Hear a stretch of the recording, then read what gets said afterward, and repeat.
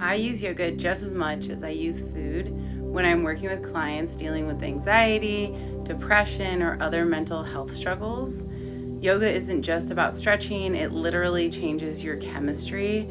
There's a gut-brain axis, and your gut makes a huge amount of your serotonin, that feel-good hormone, which affects mood, sleep, and how calm you feel. That's why I always pair yoga with nutrition support for anxiety, depression, and other mental health struggles. The meals I create for my clients with anxiety and depression, they help balance blood sugar, hormones, and the gut. Yoga helps calm the nervous system so the body can actually feel safe enough to heal, and it's in that rest and digest state to absorb the nutrients in the meals I create.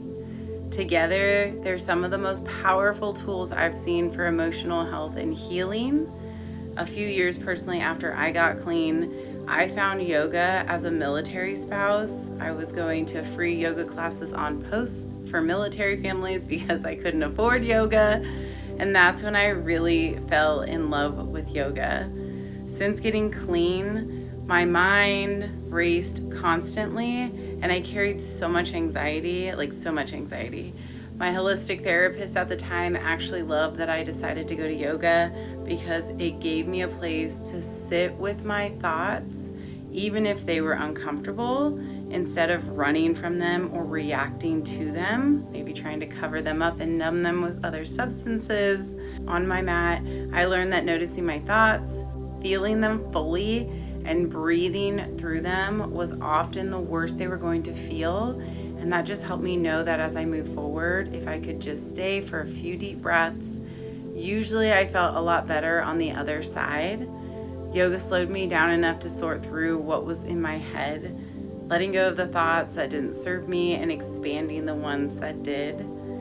We also have 4 main feel-good hormones that I want to talk about here: dopamine, serotonin, oxytocin, and endorphins.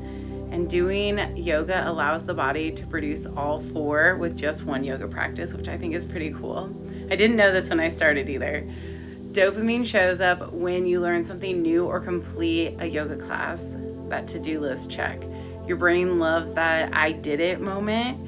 Serotonin is your peace and confidence hormone. I love serotonin. The breath work, the meditation, mindful movement in yoga all help your body create more serotonin. Oxytocin is the connection and love hormone, the cuddle hormone. You can get it from being in a room, breathing and moving with other people, or even at home by practicing with your favorite teacher online. Hopefully me one day. Placing a hand on your heart or offering yourself genuine compassion in a pose. Learning compassion for myself was huge in my own mental healing. Endorphins are your natural painkillers and mood elevators. I'm sure you've heard of endorphins before.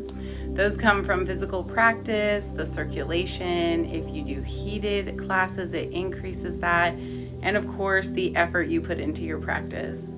For me and for many of my clients, yoga, breathwork, and nutrition together calm the nervous system, help you feel more present, and give you a sense of grounded control instead of spiraling. If you're struggling with anxiety or depression, consider this your sign to roll out a mat, take a few slow breaths, and let your body help your mind out.